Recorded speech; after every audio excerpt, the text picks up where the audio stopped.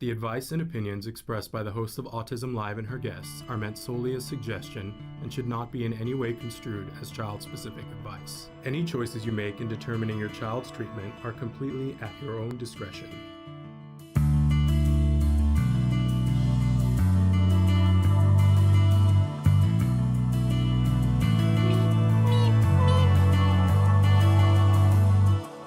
Good morning and welcome to Autism Live. I'm Shannon Penrod coming to you live from our studio.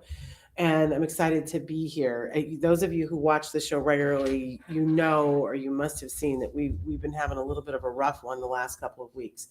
I had COVID, and I'm happy to say that I'm doing so much better. I don't sound a bunch better, but I am so much better. And I'm trying to take it relatively easy as I come back so that I don't make it worse. So we came back and we did a live show on Monday. And then on Monday night, we pre-recorded an interview with Temple Grandin that we were going to keep in our archives for a while. And our intention was to do a live show on yesterday with Dr. Doreen Granpeesheh.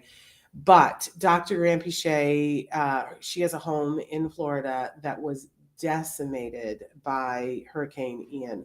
And so she had to go to Florida to assess and be there to start the repair and the rebuild. And we had fingers crossed that there would be any form of internet, and there is none. And we understand and are aware of the fact that people are trying to get water and electricity to keep food preserved and things like that. So internet is not the most important thing there right now. And so we decided to play our interview with Temple Grandin while it was fresh off the press yesterday. So, but we're live today. I know, Parker, you especially like to know when we're live. We are live today. It's the 12th of October. In my mind, it's still September 29th. And we're still in September, and October is a thing to come. So it's a little bit weird for me to think that, I've missed 2 weeks here with you guys. But and still have a little bit of a thing, but I'm 100% not contagious, and that's wonderful. Partially because I have to get on a plane day after tomorrow. I'm going to Seattle to speak at the WABA conference. That I will be in Seattle on Saturday at the Washington ABA conference, and I'm really excited about that. So trying to stay healthy. To that end, I want you guys to know that we are live today, and we've got an amazing guest who's going to be with us. We had talked about having Let's Talk All the Things tomorrow with Rachel Bird. We've postponed that until next Wednesday. Normally that would play on a Thursday, but in interest of everyone's health and me being able to speak on Saturday, we're postponing that until next Wednesday. So next week is going to be this amazing week that we've got all kinds of things that are happening. We'll have a Let's Talk All the Things next week, and Rachel has got some amazing recipes for us and fun things to do during, as she calls it, Halloween. And we also have Moira Giammatteo who's going to be joining us for Let's Talk Movies on Thursday. And boy, am I excited to talk about some of those things, because I did see some television and some movies while I was in quarantine. And I have some things to talk about. Some of them have to do with autism, and some of them peripherally do. Anyway, so excited to be here with you guys. You guys are quiet today. I feel like you feel like we're never live anymore. So I don't have people writing in the chat, but we're live right now on Facebook, YouTube, and Twitter. And you can be writing in on the chat right now. I'd love to see that somebody is there and can see this, because you guys are awful quiet. I want to make sure that my chat is working. But as I said, we've got an amazing guest who's coming up today. And I'm so thrilled because I got to meet him and his mom when I was speaking in Boston before the pandemic. And it's always so fun when you go someplace and you meet people and they become people that are just touch points in your life. And so John Miller and his mother have been touch points in our life. We featured his book, Handom, in our toy guide. I don't think last year, it might have been the year before. But he's got lots of exciting things to talk with us about today. So we're really excited to welcome him back to the show to talk about those things. Before we do any of that, I have some disclaimers to give you guys, and then we're going to do jargon of the day, because we haven't done jargon of the day in forever. But just want to remind all of you that while I speak, And I have opinions about everything. I'm not an expert in autism, and I do like to remind you guys about that. I am a proud pony, and I hope that I know some of you identify as ponies also, that we are parents or partners of neurodiverse individuals. And so, oh, Parker's here. Yay, Parker. I know you miss it when we're not live, but I'm going to get to your question in just a second here, Parker. But I'm a proud pony. So I am a parent of a neurodiverse individual, and I'm so proud to have that moniker. And all I want is to be a good ally. I want to be somebody who's helping to promote people whose way of looking at things I think is better. I'm just going to say that that's the truth. Now, for those of you who are watching and your child, whether they're a child in terms of years, like they could be 3 years old or they could be 33, right? They're still your adult children, right? And you might be thinking, I don't think my child's brain works in a way that I would say that. And I would lovingly say to you, it's because we still haven't found the way to communicate. Because when we find the way to communicate, even people who are non-vocal, we see the beauty that comes out when we find the way. And it is part of our journey to find the way to connect. It's not that there's nothing to connect to, it's that the journey to get to the connection is different than what we anticipated. And that can feel hard. It can feel overwhelming. It certainly felt that way for me when my child was diagnosed with autism at 3 and had lost all of his language. And I didn't know how to get him to tell me if he was in pain or upset or happy or liked something. It very much felt like grief because I didn't know what to do. And I think that that's an important distinction to make, because so often when I'm talking to individuals who are on the spectrum, they're like, why does everybody talk about the grief around us? It's not grief around you. Can I be really clear? We love our children. I don't know any group of people who loves their children more than parents of people on the spectrum. We love you, and we wouldn't change you for anything, but we want to be able to communicate with you. We want to know what you want. We want to know what you need. That's really the basis of the grief. Is if you see someone that you would give anything for and you can't even find the way in to communicate, that is the grief. It's not grief about you. It's grief about not being able to communicate with you. So if we can all get on the page where we can start to make the path, and it's different for everybody. There's no one size fits all, but for everybody to have functional communication, for everybody to be able to adequately have their needs met. I think that's the rallying point for all of us. And that's really what I'm about here, is providing that information and inspiration for anybody who's watching to get closer to that. But I'm not an expert. I'm just really zealous. And I have a reason to be zealous. So Traven is showing you some of the different ways that you can connect right now. As I said, we're live right now on Facebook, YouTube, Twitter, and about a dozen other sites. And we will podcast this show. It'll be available later on. Don't forget, you can access our full library, 12 years of videos that we've been doing here on YouTube. But if you want to take us with you, you're going walking or you're going in the car, you can download the audio podcast version of the show any place you get your podcast, and it is a free download. Dark Angel, thank you so much for being here. So Parker asks, what is the best reward system for VBS?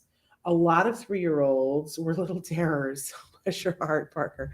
I will try to convince the director no artificial colors and flavors, but any other advice? Well, food is a primary reinforcer. And so we're not going to deny that, right? Food is a big primary reinforcer. And I know it's that time of year when everybody goes, oh, well, let's give them candy. And candy has sugar, and candy has sometimes artificial flavors. And it's a great primary reinforcer. But if you're going to give it, here's horribleness, is that you have to know that about 20 minutes afterwards, you're going to be less productive. So what a lot of teachers do is give the candy at the end of the day, which sinks the battleship for the parents. We have parents who write in all the time and say, I don't know how my child keeps it together completely the whole day at school, but then they fall apart on the bus or they fall apart when they get home.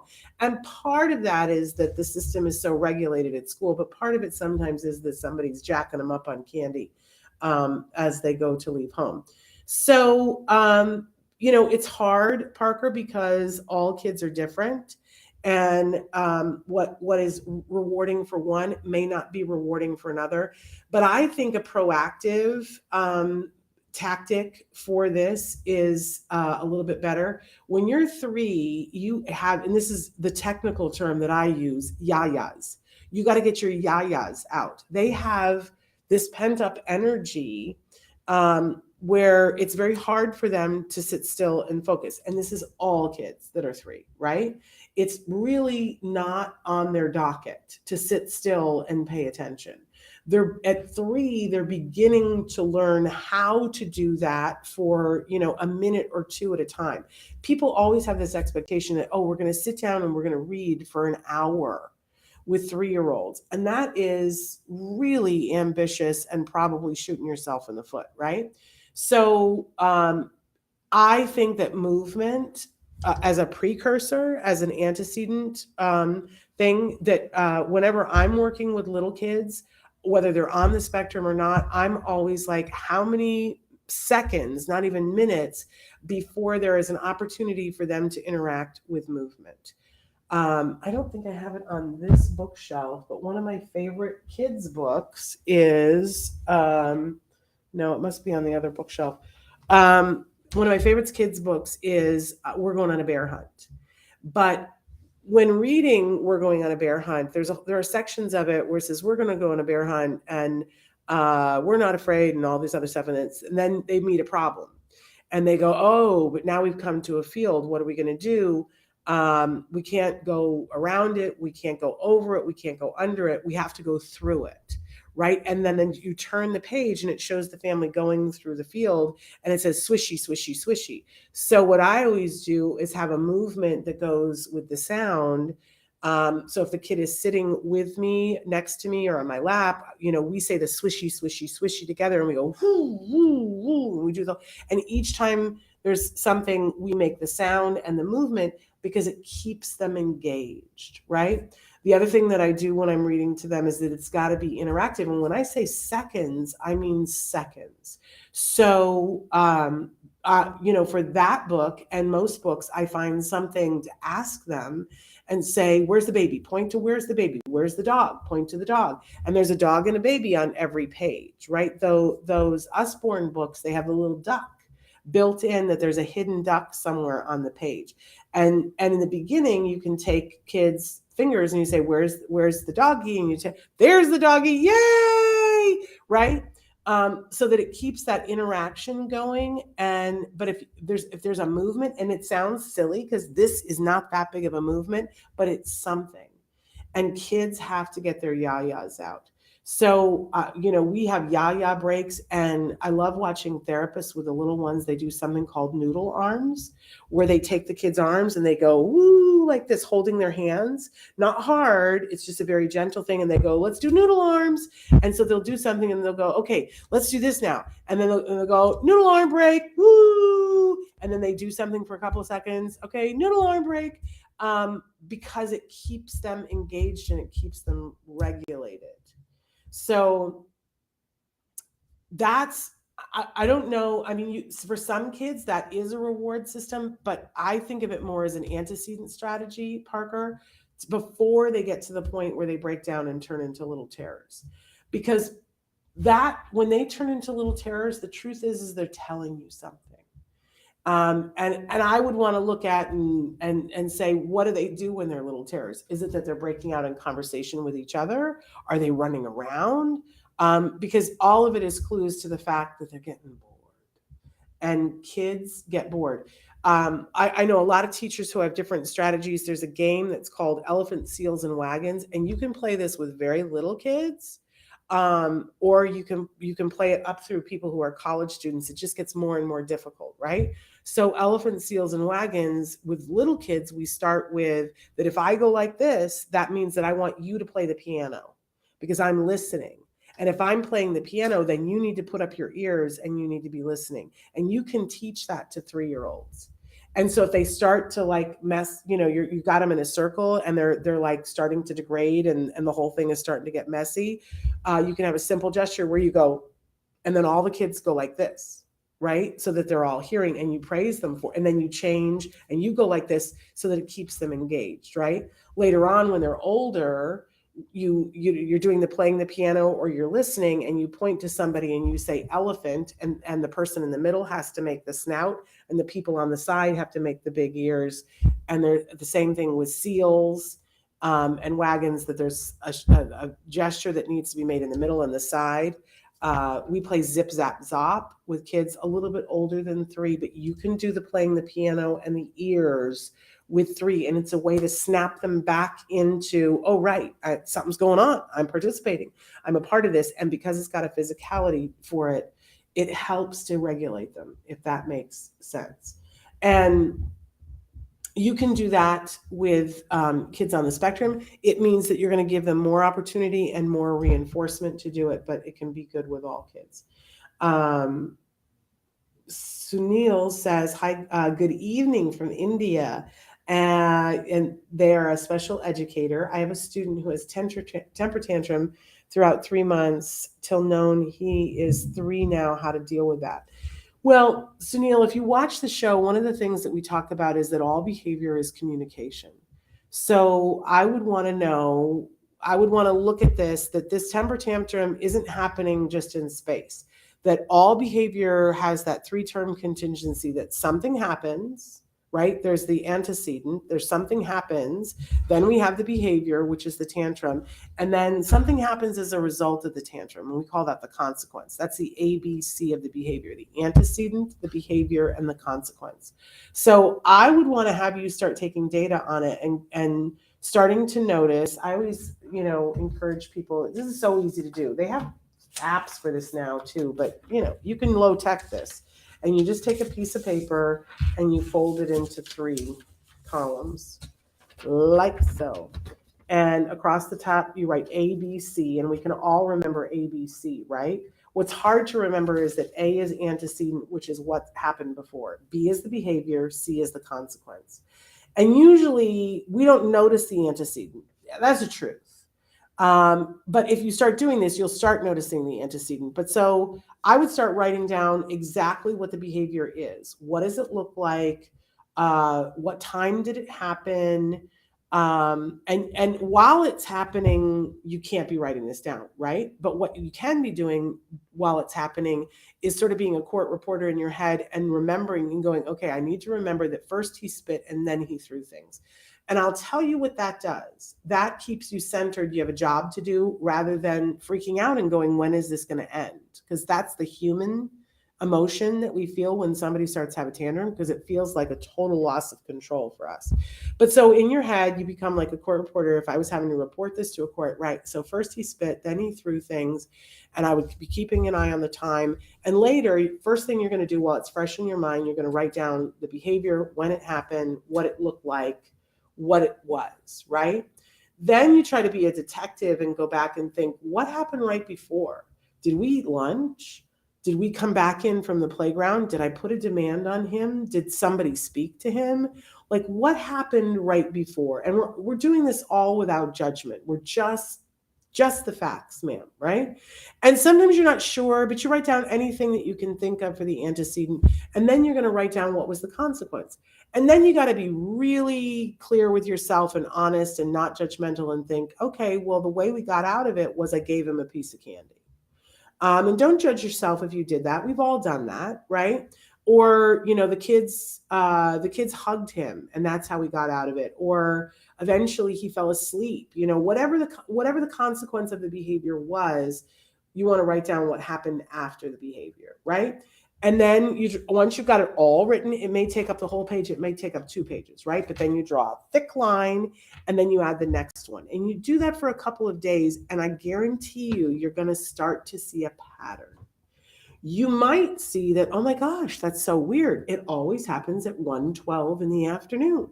Well, now you get to be a detective and go, well, why? Why is it happening at 1:12? We are still going to do the jargon, Traven. I'm sorry, but this is important.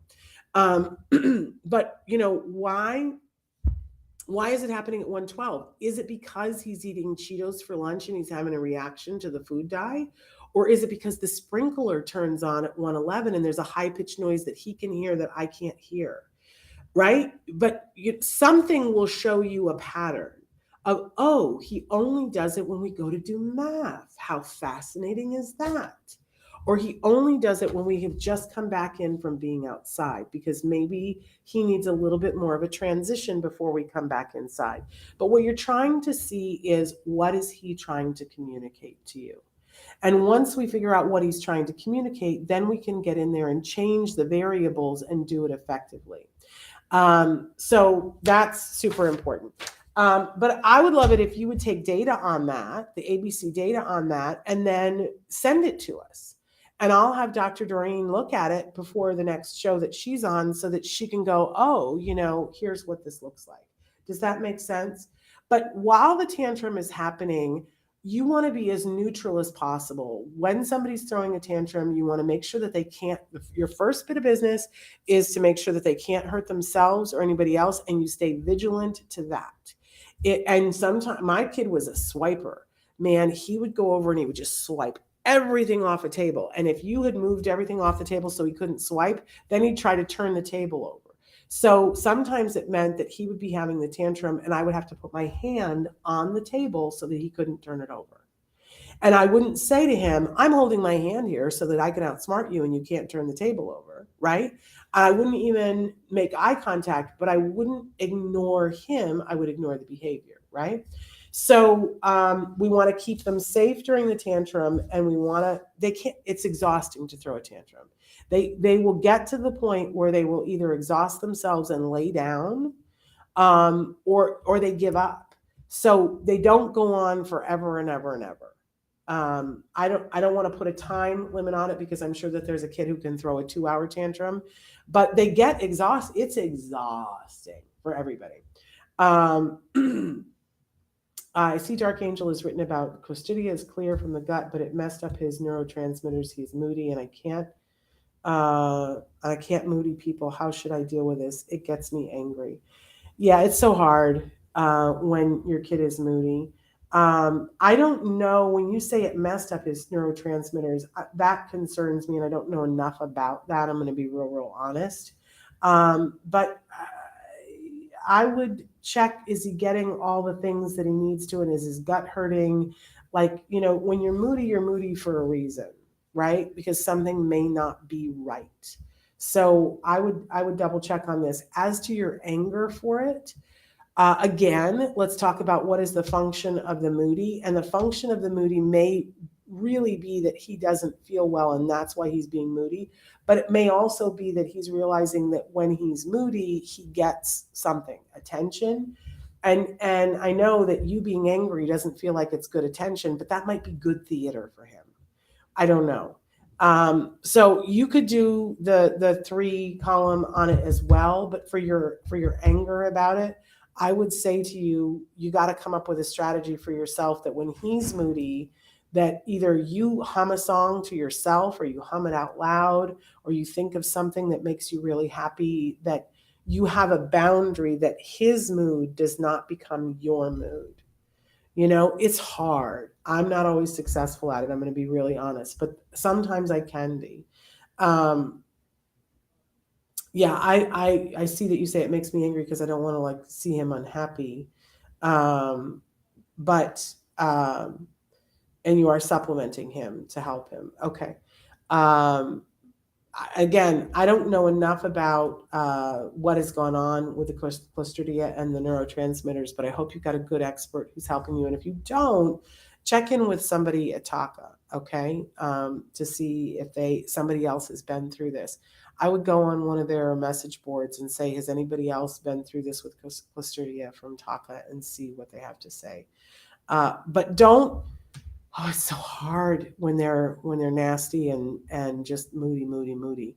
But people do learn that if I'm moody and I don't get the attention that I want from it, that it's not, eventually they want something, but if he's not feeling well, that's a whole other kettle of fish. And I also see that Nora said, I'm a Spanish interpreter with SPED.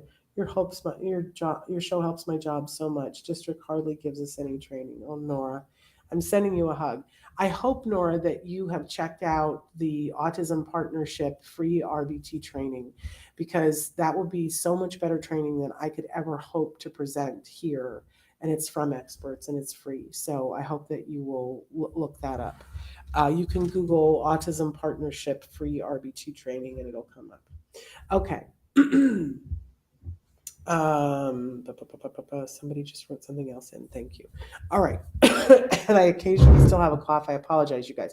All right. We got to quickly do jargon because we've got our guest here and he's ready to go and he's fabulous. So really quickly, our jargon of the day, this is when we take on one word, one phrase, one acronym. We try to figure out what in the hey nani nani are those experts talking about? What does this have to do with us? Why should we even care? Okay, for some of you, this is going to be like, what? I don't know anything about this. An ITP. Does your child have an ITP? Does your teen have an ITP is a better question, right? But even if you have a 3-year-old and you're like, nope, nope, this doesn't have anything to do with me, I'm going to tell you that it does. Because when you walk into a mall, and if you're trying to figure out where J.C. Penney is, right, what do? You walk up to a map on one of the things, or you Google the map on your phone, and you get a picture of you are here. And then you chart the course for where that you want to go, right? And we're all going towards the place. You're going to get there. Time flies and you're going to get there to the ITP. So let's take a look first at our actual definition of ITP. I don't think there'll be anything to made fun of, but we're going to break it down for you in just a second. So the ITP stands for the Individual Transition Plan. You probably have heard of people talk about the cliff. That the cliff comes and your child runs out of services and you are in this place where you're precariously balanced on an edge and you got no place to go but to throw yourself off the cliff and you don't know what you're going to land on, right? It's a very scary time. Look, that's a very scary time for any parent of any kid, right? If your kid is graduating from high school, graduating from college, going and looking for a job, and it's always been scary. And the pandemic didn't make it easier for anybody. But when you have a kiddo who has special needs and has unique challenges, why don't you multiply that times 700 million, right? The stress that you feel, the stress about are they going to find their way? Are they going to be okay? It's all a lot. That's what the ITP is there for. Here in the United States, it is a legal thing that your child has to have an ITP in place as part of their IEP by the time they're 16. Let's go ahead and move to our working definition because I'm already jumping into some of this. So it has to be in place by the time they're 16. In some states, it says that it has to be begun being worked on by the age of 14. But in all states, it's supposed to be in place by 16. Now, here's the thing. Most schools have not had any training in this or minimal. And they don't really know what the rules are. And unless parents push for this, often this does not happen. And it doesn't happen in a meaningful way. So it's very important to me that I share this information for you because a lot of times when people go in for the IEP after the 16th birthday, then they're like, oh, well, now we can start on this. That is not how it's supposed to be. It is supposed to be in place on the day that they turn 16. And I know when I told my son's schools this, they were like, huh, no. And then they looked it up and found that I was right. And there are 3 different areas that the ITP has to address. Check this out, because if you had a student who had this in place by the time they got to the point where they were done with their education services, you would be like, this is incredible, right? So the ITP needs to address where the individual is going to live when they are no longer a part of the school system. Are they going to live at home? And this is important that this comes up at the age between 14 and 16.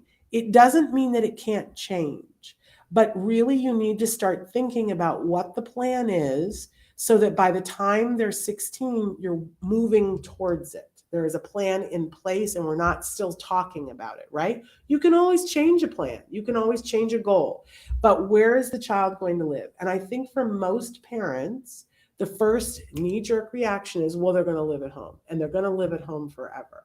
And I'm just here to say that I am learning through meeting many wonderful, caring, beautiful parents who want what's best for their child and find that often, not just sometimes, often is not what's best for the child.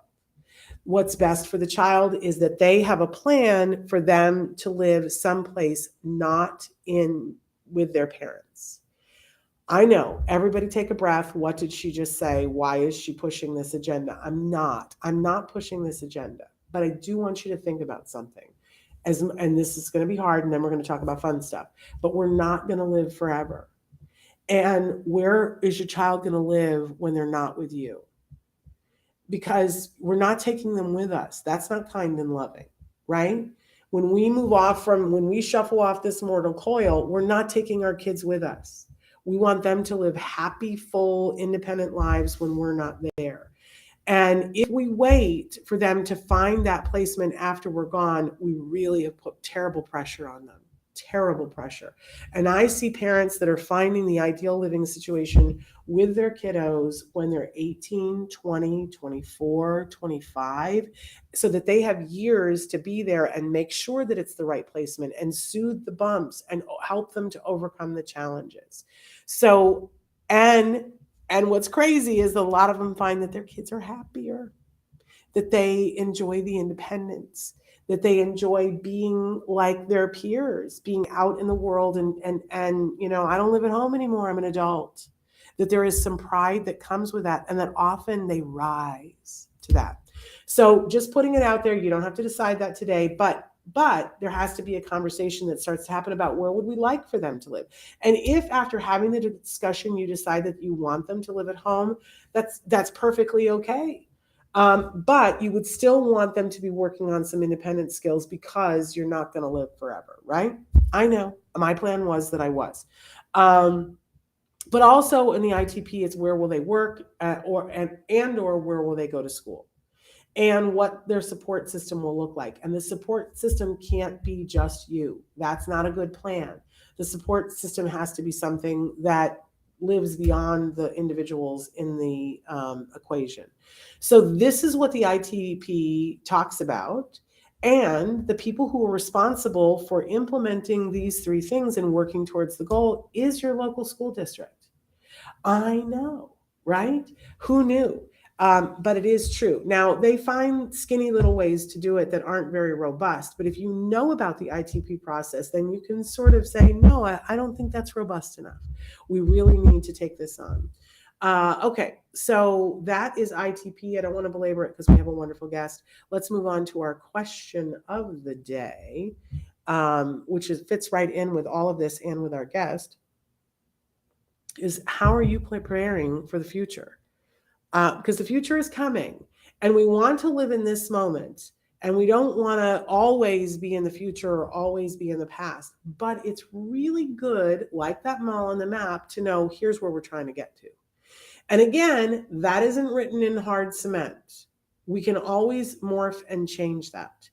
But it is amazing when we get intentional and say, we said by the time my son was 14 that our intention was that he was going to college. Now, if he had said, I really don't want to go to college, I want to go to culinary school, or I want to do X, Y, and Z, we would have dealt with that and we would have been fine. But we said we want him to be prepared to go to college, and that meant that he went to a specific school to be prepared to go to college, because there was no way he was ready to go to college then. But we and they got him ready to go to college. What is it that you are doing? I said the other day to a parent that when my son was in third grade, I started shopping high schools to see where we would send him, because I was doing it before I needed to panic about it. And it wasn't something that I was doing like, I got to have it solved right now, but it was like, oh, I'm just checking things out. And whenever I had a free afternoon, I was like, oh, I'm just going to Google some schools and some programs.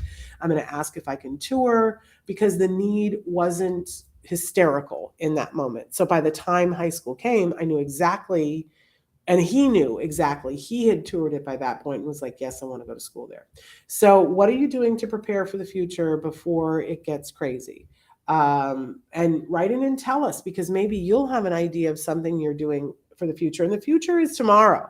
It's not just the things that are 10 years away. I learned in the 10 years that my mom has passed, I've learned more about her process than I did in the whole time that she was alive. I always thought that the holidays just sprang completely formed from my mother's head and that there was no work to it. And in reality, my mother started buying things, things that wouldn't spoil for Thanksgiving dinner in September, so that when it came time to make the things in November, she already had all those ingredients, the perishables. She was constantly preparing for the future, and it helped her to regulate so that she wasn't behind and stressed, right? So write in and tell us something that you're doing today to prepare for the future. And then our topic for today, which is a great topic to be talking about, especially with our guest, we're talking about independence today. How do we make space for our kids, our adult kids, but our kids that if they're 3, to work towards independence? There's always an opportunity towards independence today, whether it's teaching toilet training or teaching someone how to balance their checkbook, right? Independence is always available, and we should never shortchange that when we're talking about people who are on the autism spectrum. I have seen this time and time again. I love, we've had Liz Becker on the show and for years. And when Liz was first on the show, her son, who's pretty affected by autism and considered nonverbal, was in his mid 20s, I think, the first time we had her on the show. And she said, I'm working towards him being able to live independently. And I remember thinking, man, that's really optimistic, right? And now it's more than 10 years later, and he lives independently. He has supports in place, but he's living independently, and he's so proud of it. You just can't understate how important it is for everyone, that self-esteem, to be able to feel independent. So we're talking about that. Okay, that's our jargon for the day. I'm really late and running behind, but we've got a great guest who's joining us right now. John Miller is the author of the Handom books, and he is an amazing individual. He's going to talk with us about a pretty exciting role that he's been doing, and what that entails, and that he's got some news about his graduation that he's going to be sharing with us. So let's welcome John Miller to the show. There you are, John. Thank you for being so patient and waiting. No problem, Shin. How you doing? It's been a while. Oh, I'm not hearing it. Oh, it's just a little bit of a delay, but now I can hear you. It has been a while, and the last time I saw you, I feel like were you just finishing high school, or were you still just a high school student? Actually, I looked at the video link. It said from May 2019. I was still in Northern Essex. But now Okay. I just finished this May and graduated with an associate's degree in early childhood with honors as well. Wow, congratulations. That's amazing. Yeah, it was a long journey, but I'm proud I finally ended it. That's amazing. And so was that a hard thing to do? Because that's a hard degree. Early childhood development, that's a hard degree. You probably could have taught the lesson more than I could this morning. But was it difficult for you, or was it pretty like in your lane? It was very tough. I mean, there were a lot of classes. I mean, I was still kind of like the last time when we were talking. I kind of was falling a little behind on schedule from when I was going to graduate, so I just kind of had to pick up the pace. And finally, this year was the year that it happened, and I couldn't believe it. Well, a big part of it was in the middle of the pandemic, and I'm sure that made things different at the very least, if not more difficult. Yes. How were you able to manage that? Because I know a lot of people said that you had to be so much more self-directed during the pandemic, instead of being there with the teachers. Did you find that difficult, or were you good at that? Oh no! I mean, COVID. It was a big turn point of our nation, and it really depressed me a lot. Like, it took me away because I was actually at Bright Horizons doing my field placement, and then one day in March I was in college doing something. I don't know what it was, but all of a sudden, everyone was just kicked out because we were here and it was going to hit Massachusetts, and it was horrible. Yeah, yeah. And it was hard on everybody, and I think everybody was dealing with those feelings of loss and concern, and when was it going to ever end? But so exciting that, you got to finish your degree. Did you actually get to walk for a graduation, John? Yes, thank God I did. Yeah. I mean, I finished the rest of my classes on online. Yeah. Um, Yeah. yeah, it was a hot day, but it was a very nice day. It was Wonderful. Well, I'm sure your mom was busting her buttons because she's so proud of you. oh yeah, she's my everything. Like she hasn't Well, you're stopped. you're her everything. I'm confident of that. I've heard that from She her. really has. Yeah, she has. Amazing. And so we've had you on before to talk about Handom, and I thought that I might still have one of the books on my bookshelf, but it's so good that it appears that I've either lent it or given it to somebody. But talk a little bit about Handom for people who don't know. We just thought it was great. We gave it one of our toy and gift awards. Tell them what Handom is. Do you happen to have one of the books there that you could hold up? Yes, actually, I do. I should have warned you ahead of time. Oh yeah. Just give me a minute, Shannon. You saw the first one, right? Yes. Well, How many are there now? Oh, we hit the million mark with the first one, and now we're over 1,200 with the second. So let me show you the second, if you know. Oh, and congratulations on your son and your new book. I'm glad he's doing well.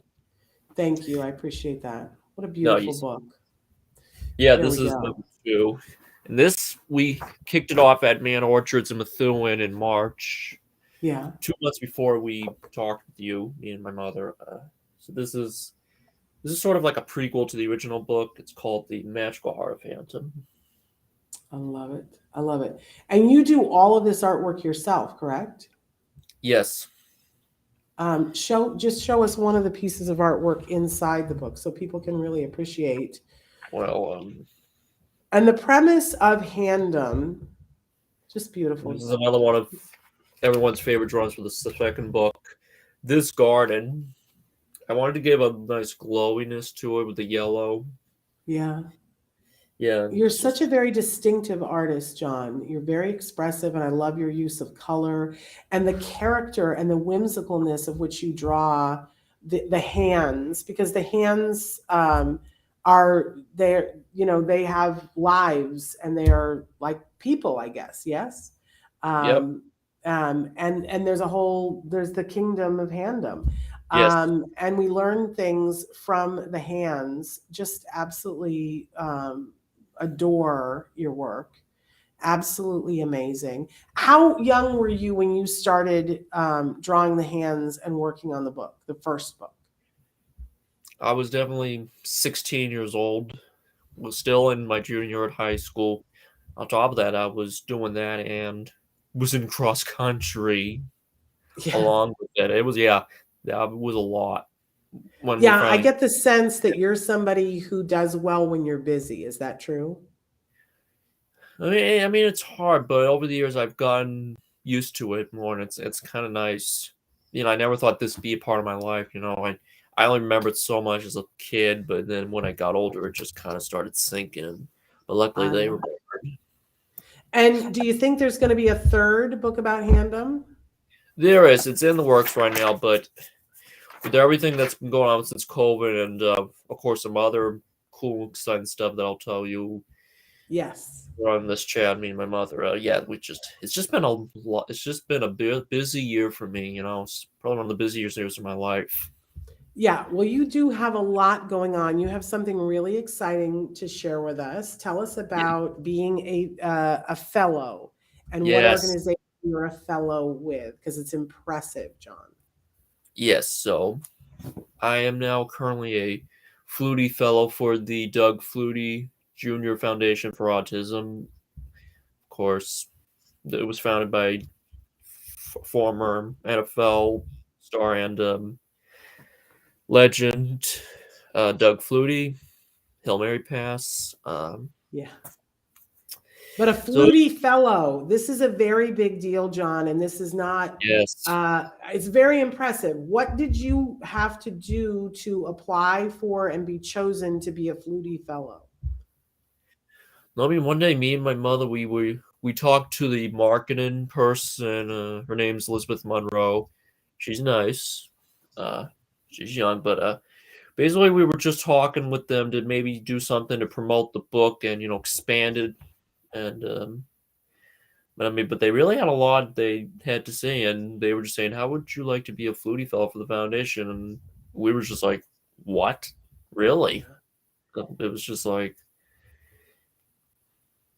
I just never thought that. I've heard of the foundation over the years, but I never thought I'm finally part of it. It's very special. Very amazing. It's quite an honor. And what are your responsibilities as a Flutie Fellow? What is it that you need to do as a Flutie Fellow? So basically, what the Flutie Fellows do is they're kind of like ambassadors. They support people with autism and who have been invited to collaborate with the foundation, but they also pursue career opportunities, related life goals, and passions. Also promote respect, inclusion, and opportunities for all people with autism. And of course, like I said, serve as ambassadors for the Flutie Foundation. Well, I can't imagine anybody better that they could have picked. I think it was very smart of them to pick you because you are such a wonderful person, John, and you. I think anybody would be proud to have you represent their organization.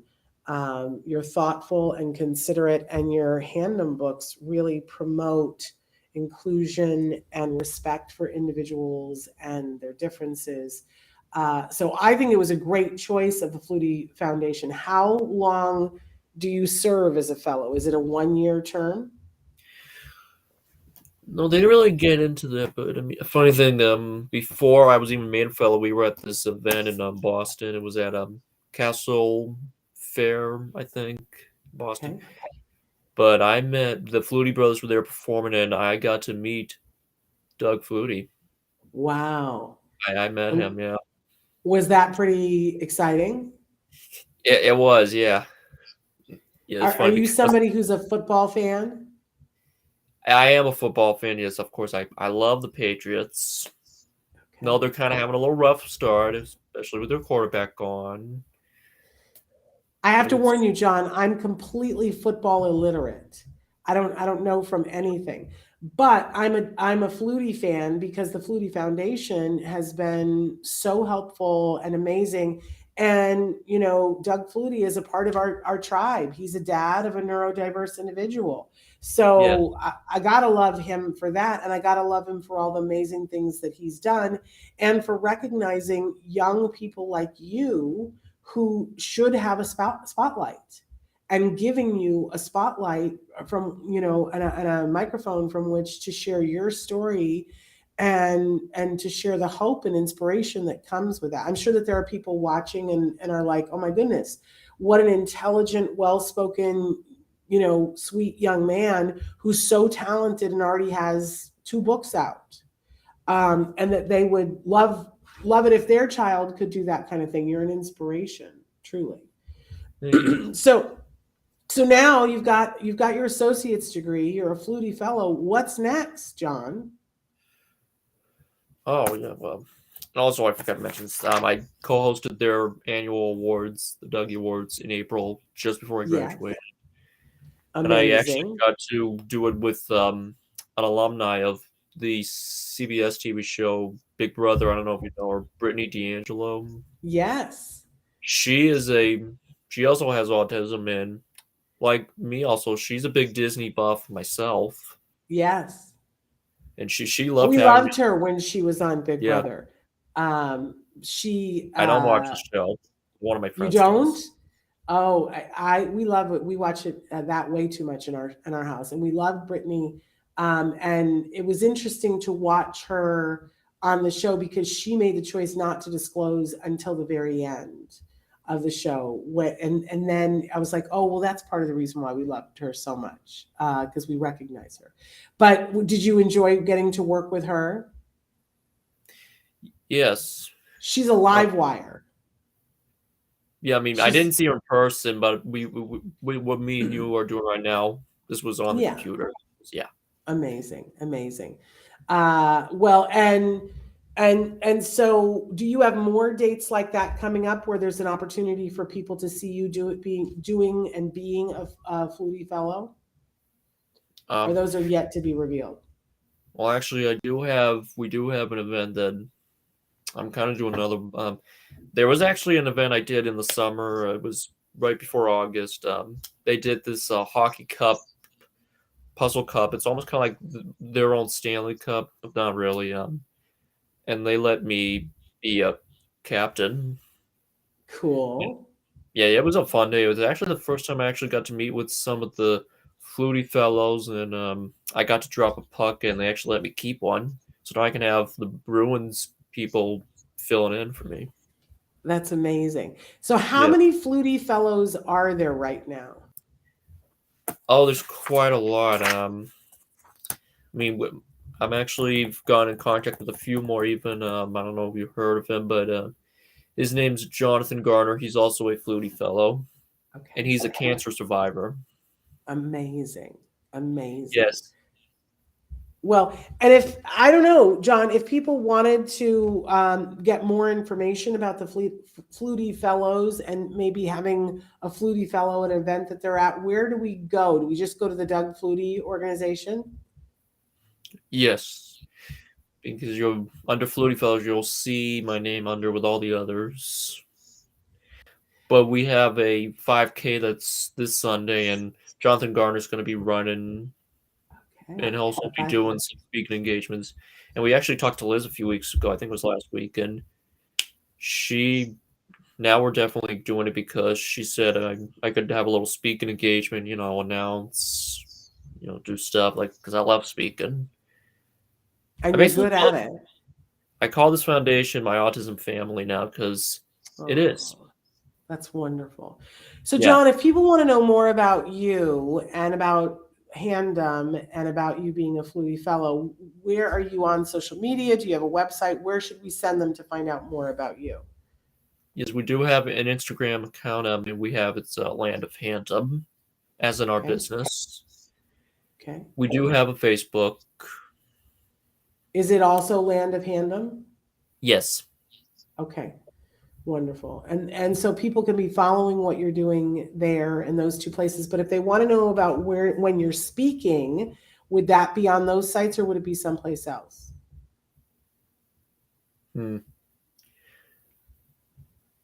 Probably the same thing. Okay. All right. So you put little announcements on your Instagram when you're going to be speaking? Yes, or doing other events because now we're starting to do, because we had a lot of events set up the year COVID hit, and then when it did happen, it kind of took everything in. That was another thing that was depressed because I missed doing what I did with the books. Yeah. I mean, virtual, it's horrible, It is horrible. I think everybody agrees with you, John. Everybody agrees with you. So, excuse me, you have the associate's degree now. Do you think you're done with school for a little while? Or are you thinking about going back and getting a bachelor's or a master's, or what are you thinking about? I'm definitely taking a break. Because that's this is my first fall freedom because I usually be working on assignments on the weekends, or getting homework done or projects. So it's kind of nice, It is nice. It's really nice. And you're in the Northeast, so I'm sure, are the colors in full form yet for fall? Yes, I can see I love the dark reds and the oranges. I love seeing that. I miss that because I grew up in upstate New York. I actually lived in Boston as a child, and so I miss the fall colors. That's got to be really fabulous. Well, I'm glad that you're getting to enjoy some free time and doing a lot of speaking engagements, and I can't wait to see all the wonderful things that you're going to do in your life, John. You truly are an inspiration to all of us. Is there anything that we left out that you wanted to make sure that the audience knew that's going on, or did we hit all of our points? No, definitely we've still got a few more things. Okay, tell us. Well, first of all, I don't know if you noticed, but I do have I did have a mustache, and I do have a beard now. See, you are doing the facial hair. It looks really good. It looks very groomed. Kind of look like my favorite president, right? Because he had a beard too. Sort of, Am but I supposed to guess who your favorite? You're looking a little Lincoln to me. Is that who your favorite it president is? There it we is go. Okay, I got it like, in one. yes, you're right. Okay. But yes, yeah, I'm currently working at the Methuen YMCA branch as an associate. Oh, I didn't know that. So also Yes, working on top of all of this. And do you like working there? yes, I do. Do you ever Because I get mean, to use any of your degree, your early childhood development degree working there? sort of. I mean, I'm still Sort of. trying to get my way to becoming maybe a preschool teacher. Because Oh, I came here for a reason. Because I want to show the world that we need more men in this field than women. Because yeah. men can do it as well. I It's agree with that. time for a new era. I love that. I love Yeah. that. All right, what else do you have on your list? Yes, and also I do work at Christmas tree shops in Salem. Yeah, 2 times. On top In of finishing. Salem? Yes, Oh, finishing. see, now Yeah. that's a whole can of worms. I love Salem. Salem is so fun. I can't even imagine what it's like at this time of year. But so is it a Christmas tree lot or a Christmas tree store? It's a Christmas. It's a Christmas. It's almost kind of like a little bit of everything, and there are models every store, every reason. Because Okay. it's So it's open year yeah. round? Yes. Wow. I don't know if you know this about me, John, but I love Christmas and I love Hallmark, and that store sounds like it's like a setting for a Hallmark Christmas movie. Uh, what's your favorite part about working there? Just trying. I mean, this was a big thing, but I did not like the register, and I'm actually used to it now. And then that was the biggest thing my mom was fearing. And Yeah. she's proud of me because I tried it. It's actually not bad. Yeah, isn't it funny how sometimes something can, seem like, oh, it's so devastating and so hard, and then you get doing it and you learn it, and it's not all that scary. It's maybe not the funnest thing in the world, but you're totally capable of doing it. So amazing. Congratulations on having whipped that fear and learning that skill. That's amazing. Because once you know how to run a register, you can run a register pretty much anywhere. What else Yes. is on your list? What else have you got to share with us? I'm loving this. Yes. Well, of course. And also on top of that, I've been having a few medical issues lately. I'm But are you okay. you're feeling better though? Yes. Yes. I'm glad. Well, Because yeah, I'm doing all right. Yeah, but I don't know if you remember, know, I just have been getting over COVID, and boy, it really reminds you that health is really important. And if you don't have health, you can't do anything else, right? oh, oh, So you're learning how to manage all that? yes. I think you remember when you talked to my mom last, my mother. I was still running and stuff. Yeah. Well, after COVID hit, I just literally stopped it all. Yeah. But then what happened was it shut down my body, and I started having some back problems. Like, I mean, they said this poor kid can't even touch. He can't bend down to touch toes. So we knew it was a Yeah. problem. Yeah. Went to a chiropractor beginning last summer, and then by the end of Christmas we stopped doing it. But And are then you slowly starting to run again, or you I'm still not aren't running able to now. run? I Yeah. cannot run now. Oh, So that's in too bad. June, after we went to a rheumatologist, because we were still trying to figure out, we were getting frustrated with what was going on, because Yeah. Yeah. and they finally found out that I have a no, what is it called? It's autoimmune disease. It's called ankylosing spondylitis. What Mm. it is, it's an inflammation of the joint to the spine. So like Yeah. from the back, but and then But on you're finding ways to manage it? yes, so I was on one of my medications, and then And then just at the summer, when I finally get to go away to the beach in Maine, which we always do sometimes, but I stopped taking everything because just beginning of August, after I did my last summer class to get the associates, I had a colonoscopy done. Mm-hmm. Mm-hmm. And on top of that, I had I had three or I had 3 ulcers and a hernia. Wow, John. Yes. So that'll create some problems, and and make you not feel well. Are you so are you able to control that now, that part of it? I bet you're Yes, eating very differently now. well, actually, you should have heard the worst story. On top of that, I was losing so much weight. On the day of my graduation, I was 133, so I went way down. And you're a tall guy. Yes, Yeah. because they were worried, like, what's happening to him? And it's Yeah. probably because it was probably due to the stress. Also, Yeah. finishing up my last semester. Yeah. I It's mean, a it was a lot. lot. Yeah, it was. Yeah. And I don't know if you know this, but autoimmune issues are very prevalent in the autism community, both amongst the parents and the individuals who are themselves on the spectrum. It is very prevalent.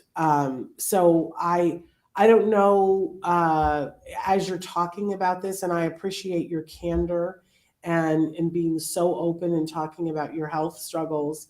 I would be willing to bet you're going to find that people are going to be reaching out to you and saying, oh, I have this or I have something similar, because it is very much a part of our community. And I think Right. there's a great deal of research about why that might be.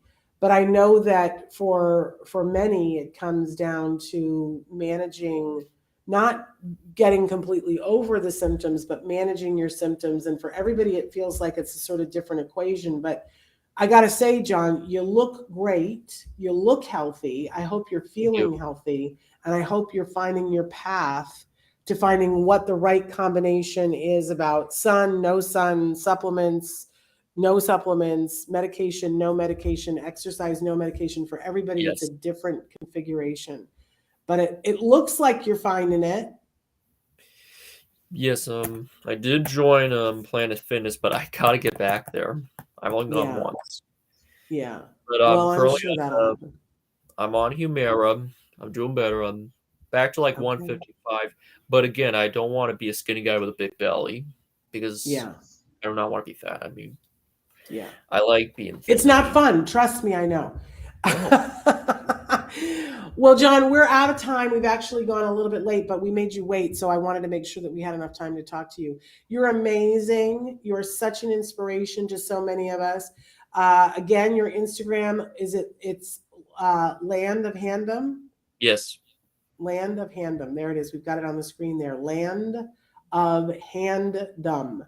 And I hope that people will check out your Handom books and have an opportunity, if they can, to see you speak as a Flutie Fellow. We're just proud to know you, John. You're doing incredible work, and I can't wait to see what you do next. Yes. Big thing is trying to get my permit back because that expired during COVID. I was so close after Okay. 3 years. So you're going to drive. This is the last thing for me. This is the last big thing for me. It's freedom because all my Yeah. friends have. That's it. I know Yeah. you can do it. I know you can do it. Yeah. So be kind to yourself. Let us know when you've got your license, okay? Yes. All right. Please thank your mom for us, and give her our love. But thank you so much for being with us today, John. Thank you very so much, Shannon. It was good to be back. All right. You take care. Bye-bye. Bye. What an inspirational young man. I wanted us to go a little bit later because we had answered some questions before, but what an amazing young man.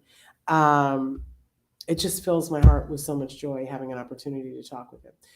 And there are so many individuals like this that we need to get to know on an individual basis. So hopefully we're going to be bringing you more of those interviews, and hopefully you'll get to see more of those people on Stories from the Spectrum as well.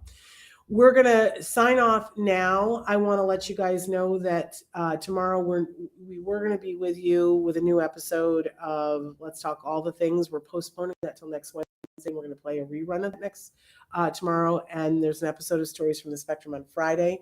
I am this weekend in Seattle, and I'm going to be at the WABA conference speaking, and I'm looking forward to it. But we'll be back on Monday. We've got a big show for you on Monday. And I believe that we've got like all live shows next week. So don't give up on me. I'm getting stronger every day. Stick with us, and we'll be back live on Monday. Until then, and I'm going to try to do some live posts from Seattle while I'm there, just live little short things. Let's see. I always say I'm going to do that, and then I get involved with the people and I don't. But let's see. Oh, Susie, you're going to be at the TACA conference this weekend. Thank you for bringing that up. I don't know if all of the scholarships got snapped up, but if any of you are watching and have not yet, you know that if you go to the website and want to go to the conference, you can put in Moira Shannon 2022 and see if there are any scholarships left. But Susie, I'm jealous. I had already booked this WABA conference then I found out when the TACA conference was. So I wish I could be two people and be in two places, but please make sure that you tell us all about what you learned on Monday, and anybody else who wants to still go to that TACA conference. I don't know. I haven't checked in with Moira, but there might still be scholarships left. You should go to the website, tacanow.org. And and Susie says if you're a regional center client that they're still reimbursing, that's great. But you could just get the scholarship if they're still there. The code again is Moira Shannon 2022. And Moira has said if you can't get it and you really need it, to message her. You can see her email when you go to the site to register. So go to the TACA conference. You'll have a good time. All right, you guys, much love to you. And I will see you on the other side on Monday. Until then, give your kiddos a hug from me and one for you too. Take care. Bye-bye for now.